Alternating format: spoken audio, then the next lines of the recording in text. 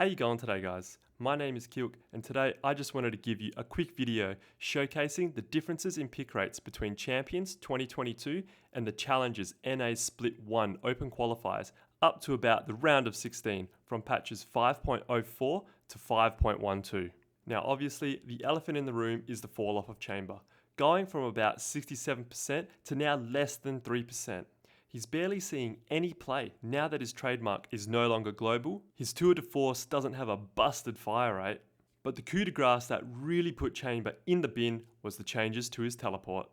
No longer being able to rotate instantly or always being good for one before dipping into safety has really brought him down to the point where we can finally start seeing some variance in the Sentinel role, with Killjoy being the most favoured but also Cypher's getting some love, but I'll talk about him in a moment. Now, me not being a Chamber main, I for one am glad for these changes, and I welcome the Killjoy meta. The flow-on effects of his dethroning has brought Jet more to the forefront of the primary AWP role, significantly overtaking Raze, where it was once 34 to 31% in favour of Raze, to now just under 60 to 27% in favour of Jet.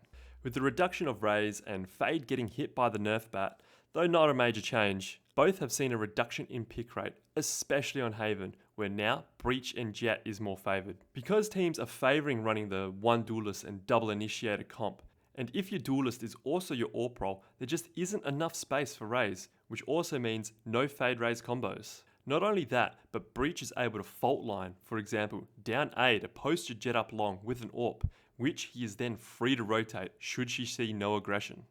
He also works extremely well in setting up dive comps. Now I wonder, did the nerfs to Chamber and rise of Jet push Raze, thus fade down? Or were the fade nerfs just strong enough to make Sova a more appealing choice, who has seen quite a rise in pick rate to pair with the KO? With the introduction of Pearl, Astra has shot up the ranks a bit, boasting a 94% pick rate on Pearl, clearly outclassing all other controllers on the map, with Viper next best at 15%, but almost never alone, rather favouring being comboed with Astra.